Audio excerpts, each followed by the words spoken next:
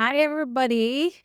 If you are a parent, a teacher, a mentor, struggling with how to guide children in the age of AI where you don't really understand, trust, use AI yourself, I am here to help. My name is Nadine Matthews Blair. I love all things AI, but particularly love to keep it simple so that you are not overwhelmed and can actually leverage it to your advantage.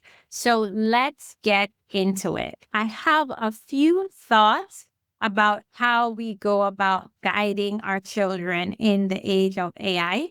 And if you are parenting or teaching, or mentoring, you may have grown up in a time where you told your children to study a book. Certainly, if you are from Jamaica or the Caribbean.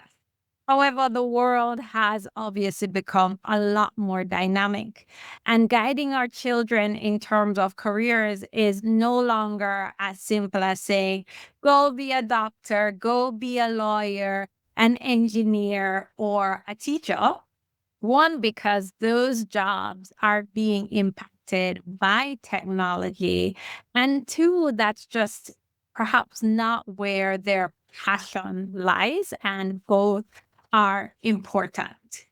So I'm going to share 5 thoughts to keep in mind. And the first one is think of AI careers in 3 buckets.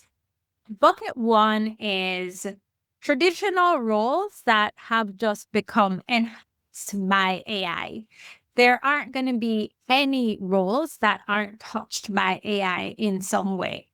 So the doctors are going to be leveraging AI in terms of diagnostics and looking at patient data and seeking to diagnose things faster and customize treatment plans based on the physiology of the patient and not doing just generic things.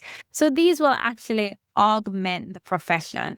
Similarly, teachers and lawyers and landscapers and interior designers will have the ability to use AI applications to enhance the things that they do today. A landscaper that's able to give the client a visual upfront will be so much more compelling, as an example. So bucket number one, think traditional careers that are enhanced by AI. Bucket number two is around the persons that are going to be shaping the future of AI, this thing that we're in right now. These are persons building applications, doing research, shaping policies. If you are excited about changing and shaping the way that AI evolves, then there are a number of professions that are in this space. And the third bucket is the brand new jobs that we can't even conceptualize, but history and research confirms that they actually will come about. And some of that has started already. There are roles such as the manager of AI agents that are being deployed in the workforce. That's a very new role. MIT released some research last year, and it said that of the roles that were in the US in 2024, 60% of them did not exist in 1940. And if we look around, we know that to be the case. There were no digital marketers, there were no data scientists, there were no YouTubers in 1940. And so, as the World Economic Forum says, there are jobs that are going to disappear, but many more will be created. And so it's important to think about that. So that's the first thing. Think of the future of jobs in those 3 buckets. The second piece of advice I would say is, now, as you think about that, encourage young people to think about their strengths and their passions and where that intersects, as opposed to the age-old advice of go and get a good job. I mean, drop a comment if that's advice that you have been given when you were young. Yeah. Number 3, I would say make continuous learning a superpower. Right now, everyone wants to learn about AI, and that's moving so quickly. When I was in college and business school, I didn't learn anything about digital transformation or AI. And so if I had never picked up a book again, let's just say that I would not have been able to evolve my career. So it's really continuous learning. That's the superpower, not the getting of the one degree and not just the compiling of knowledge. It's that ability to stay curious and to continue to learn. One of my favorite quotes is by Alvin Toffler, and he says, the illiterate of the future are not those that can't read and write, but those that can't learn, unlearn, and relearn. So let's encourage our children to make continuous learning a superpower. Number 4, strengthen those EPOCH skills. And I love this acronym that I've come across because over time, non-technical skills have been classified in a number of ways. Soft skills, we've heard them be called human skills. And now there's this terminology coming out of MIT and a number of other researchers called EPOCH skills. And these are a set of human-based skills that AI has not been successful in replicating. And so I want to encourage young people to strengthen those skills. And what are they? So let's get into it. The E, so it's EPOCH. The E is for empathy and emotional intelligence. So important, right? And absolutely cannot be replaced by AI. Artificial intelligence doesn't have emotional intelligence, even though it can pretend to. So these are roles like your clinical psychologists, your mediators who are trying to navigate very, very tense situations. The P stands for presence and networking and connectivity. These are persons that can bring people together, that can host an event and connect with everybody in the audience and bring out the best in them. And through their presence, just have you feel something.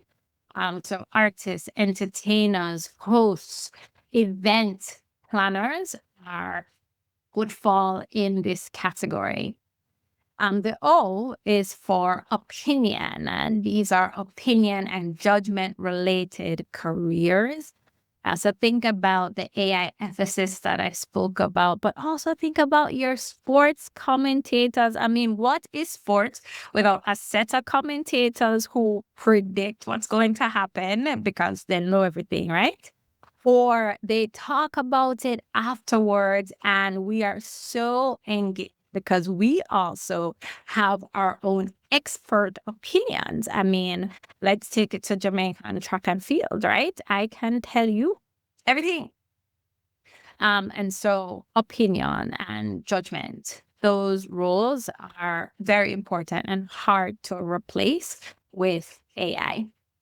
The C is for creativity and imagination. And yes, some of these roles are being disrupted by AI today. And I would say those are the very narrow functions, such as copywriter. But even with that, there continues to be a space for imagination. So think about very new cutting edge architectural structures and chefs finding new flavors and things to bring together based on their travels and someone who does art therapy to help students who maybe game too much and have social interaction challenges to unlock the best in themselves.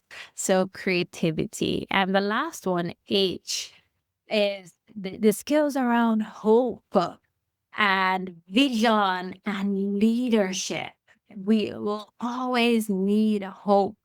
A tennis player, a football player will always need that coach that seeing the mistakes, but also sharing hope and telling them that they can do it. The mentors, the CEOs, the guidance counselors, hope is still something that AI can't replicate in a way that is in a way that's scalable.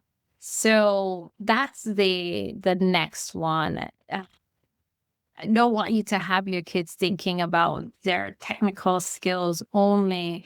Really double down on their EPOCH skills as well. And whereas the technical skills are becoming very much a commodity, if you will, EPOCH skills are a great way to stand out. And one will be a little bit unconventional because it has nothing to do with AI. But the fifth one for me is to help your kids become financially literate, like help them to learn how to manage and grow money. We have seen examples of persons who make a lot of money and lose it, right? And those who have a more modest income, maybe a teacher, maybe a nurse, who invests and really manages their money and is able to pass on generational wealth. So many times we're locked into helping our kids find that career where they will have a great income. And that's a great intention to have. It comes from a good place. I just want us to know that's only part of the story, because if they have that great income and they're not able to manage the money, then the money will disappear. So those are the 5 suggestions that I have. Let me know which one resonates the most. But at the end of the day, right, there's a lot of talk about all the jobs that are going away because of AI. And enough focus on the jobs that will be created. And why is that important? It's important because, as Wayne Gretzky said, you have to skate to where the puck is going. We have to prepare for what is to come. And also, we tend to lean into our anxiety and our fears. But one of my favorite bosses used to say, I have never met a successful pessimist. And then I did think about it and I was like, boy, that's true. And so one of the best things we can do for our kids as well is to help them to lean into optimism and not fear, because that paralyzes them, and to skate to where the puck is going. Those are just a few thoughts that I have around how to get our kids ready, career ready in the age of AI. And by the way, by career, I am including entrepreneurial opportunities in that discussion as well. Very, very valid. So drop me a comment in terms of other ideas that you have, other things that you want to know about parenting in the age of AI. And then, of course, which one of these tips resonated the most with you. Thanks for listening. Like and subscribe and little more.